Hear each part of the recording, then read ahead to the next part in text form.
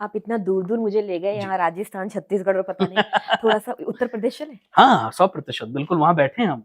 बाबा का क्या होगा? हाँ, बाबा, अगर कोई ये सोच रहा है कि बाबा का कुछ होगा तो समझ लो कि बाबा इतनी आसानी से जाने वाले नहीं है। नेता हारमोनियम बजा रहे हैं वहाँ। कुछ नहीं होने वाला है। हम्म, बाबा प्रधानमंत्री बनने वाले हैं, ये मैं डंके की चोट पे कह के जा रहा हूँ। हम्म, और बहुत ज्यादा दूर नहीं है वो समय।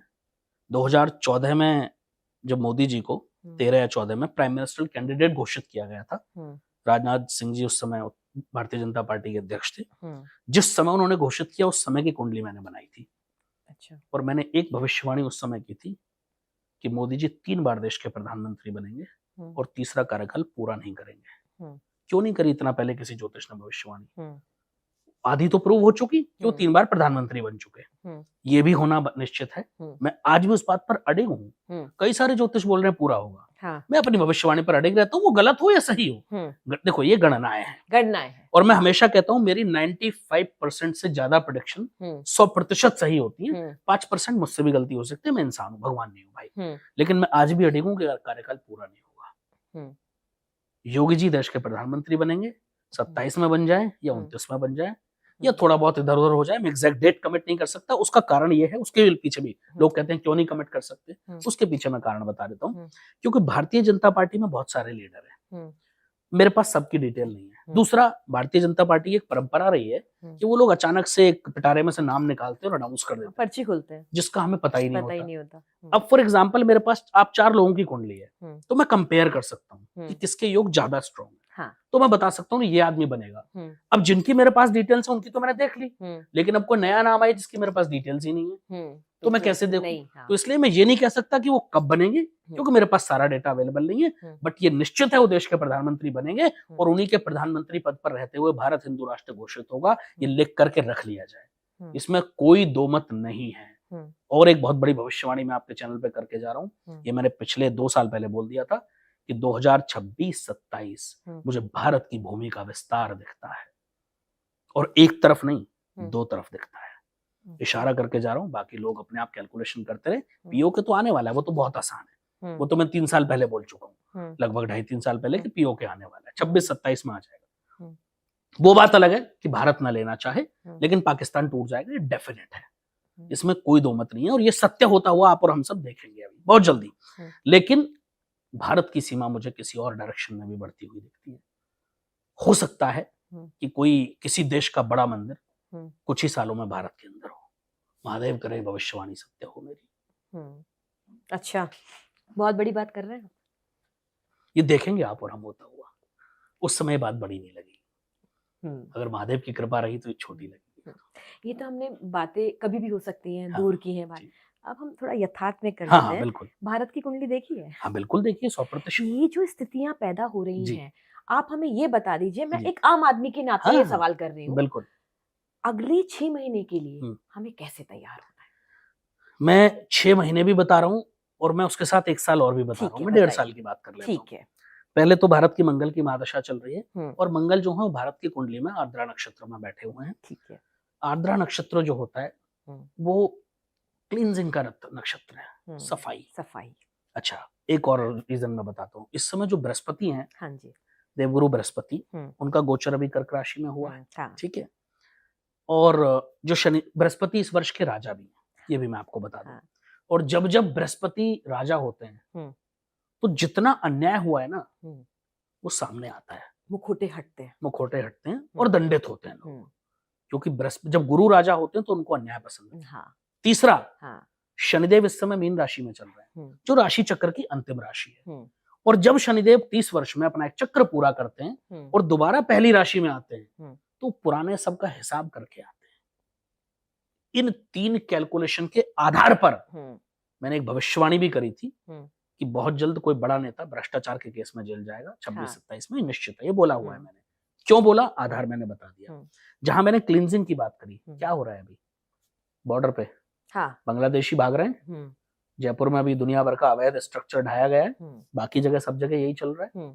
लोग कह रहे थे क्यों नहीं एक्सपोज हो रहे हैं। लोग कह रहे थे पहले क्यों नहीं बताया? अरे ये तो मैं 3 साल से कह रहा हूँ कि जिस दिन ये समय आएगा उस दिन क्लींजिंग होगी, उस दिन सफाई होगी भारत में, और हो रही है भाई।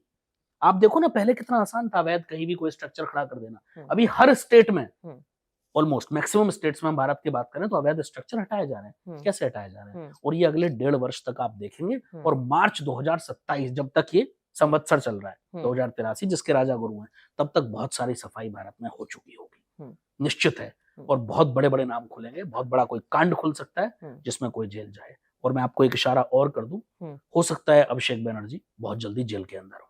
आपने फिर एक भविष्यवाणी कर दी। एक डेटा तो मुझे ये मेंटेन करना पड़ जाएगा क्योंकि मैं तो क्रॉस चेक करूंगी। बिल्कुल करिएगा। अच्छा, इतनी सारी बातें हो रही है, मैं एक हल्का फुल्का सवाल कर रही हूँ लेकिन इसमें जो मर्म है वो बड़ा भारी है जी। ये प्रधानमंत्री बन जाएंगे, ये मुख्यमंत्री बन जाएंगे, ये सब चल रहा है जी। इस देश को कोई महिला मुख्यमंत्री, महिला प्रधानमंत्री मिलेगी किसी राज्य अभी नहीं। राज्य की बात देखो, हाँ, कोई महिला मुख्यमंत्री बनेगी? बहन ज्योतिष से ये देखना कि मुख्यमंत्री कोई महिला होगी या पुरुष होगा। हाँ। ऐसा कोई सिद्धांत ज्योतिष में नहीं। हाँ। ठीक है। हाँ। कई बार कुछ ग्रह होते हैं, हम उनकी कैलकुलेशन करते हैं कि पुरुष ग्रह अगर बलवान स्थिति में है तो कोई पुरुष हो सकता है। हाँ। महिला जो है अगर फीमेल प्लैनेट्स हैं तो वो हो सकते हैं, बट उसका कोई साइंटिफिक आधार में नहीं कहता।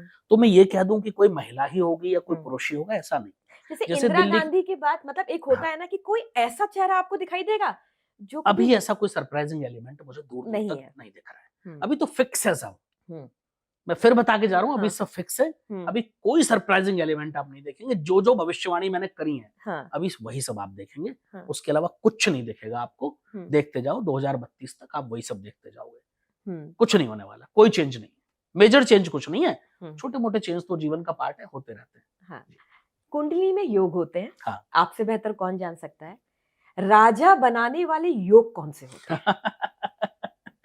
कोई योग आपको राजा नहीं बना सकता, कोई नहीं बना सकता, और कोई योग आपको गरीब नहीं बना सकता। अच्छा, ये लिख करके रख लो। कोई ग्रह ऐसे नहीं आपके कर्म हाँ आपको अमीर या गरीब बनाते हैं। ठीक है। अब बात आती है कि ग्रहों का रोल क्या है। रोल क्या? ग्रह जो है, ग्रह का अगर हम एक शुद्ध हिंदी में मतलब समझें तो ग्रह का मतलब है जो आपको ग्रहण कर ले, वो ग्रह है। प्लैनेट तो बहुत छोटा शब्द है। हाँ। ठीक है। और यही फर्क है अंग्रेजी भाषा में और हिंदी भाषा में। हिंदी भाषा के जो मायने होते हैं वो बहुत बड़े होते हैं। तो जब जब हम ये बात करते हैं ग्रहों की, नक्षत्रों की, दशाओं की, अंतरदशाओं की, गोचर की, ट्रांजिट की जो भी होती है, तो ये समझ लो कि कोई अमीर गरीब नहीं बनाता, आपके कर्म बनाते हैं, लेकिन ग्रह आपके कर्म डिसाइड करते हैं। फॉर एग्जाम्पल आपकी कुंडली में मैं दशम की बात कर लेता हूँ। 10वां घर जो होता है ना, मैं आपको बता भी दूं, दर्शकों को बता दूं। हाँ। जो कुंडली में 10वां घर होता है वो हमारे कर्म का स्थान है। पिता का स्थान भी उसको कहा गया है। अच्छा, कई सारे जो पाराशर शास्त्र की हम बात करें तो वहां नवम को भी जो है पिता का स्थान कहा गया है, लेकिन दसम प्रमुख है। क्यों? क्योंकि वो माँ के स्थान से 7वां स्थान है।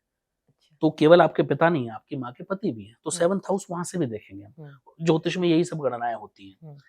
तो जब दसम की बात करते हैं तो कर्म की बात करते हैं। हाँ।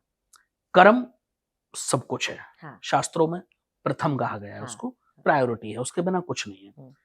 तो जैसे ग्रह वहां बैठे होंगे या दसम का लॉर्ड जिस परिस्थिति में, जिस भाव में बैठा होगा, उसके हिसाब से आपके कर्म डिसाइड हो जाते हैं। एक व्यक्ति चोर बनता है, एक व्यक्ति हो सकता है कोई न्यायाधीश बने, एक व्यक्ति हो सकता है कोई किसी ऐसे फील्ड में जाए कि जो पुजारी बन जाए, कोई अच्छी किसी पोस्ट पर ऐसा चला जाए जहां उसको धर्म कर्म का कार्य करना हो। तो अलग अलग ये सब कर्म डिसाइड होते हैं।